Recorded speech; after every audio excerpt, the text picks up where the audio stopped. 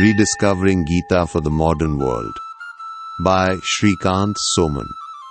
Based on Essays on Gita by Sri Aurobindo.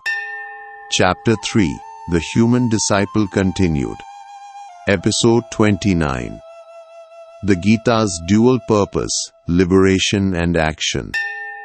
The Divine Prescription, from Ego to the Higher Self. Arjuna's Final Questions. The Quest for a New Law. Key Takeaways. Arjuna's Practical Final Questions. The Gita's Foundational Goal. The New Law of Life and Action. The Necessity of Action.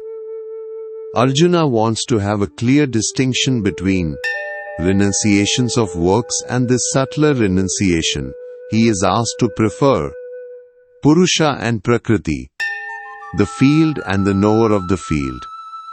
This distinction is very important for Arjuna to know in order to practice the desireless action under the drive of the divine will. And finally, he wants to have a clear statement of the practical operations and results of the three modes of Prakriti which he is called upon to surmount. To such a disciple, the teacher of the Gita gives his divine teaching. He seizes him at a moment of his psychological development engulfed by egoistic action. It is a moment of his life when all the mental, moral and emotional values of the ordinary egoistic and social life of man have collapsed in a sudden bankruptcy.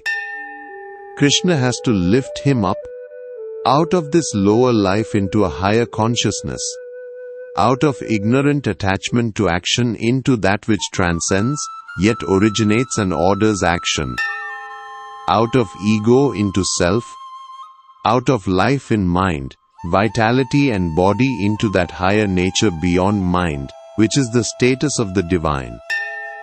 At the same time, Krishna has to give Arjuna that for which he asks, and for which he is inspired to seek by the guidance within him.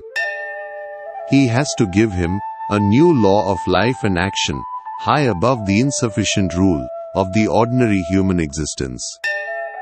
The ordinary human existence is having endless conflicts and oppositions, perplexities, and illusory certainties.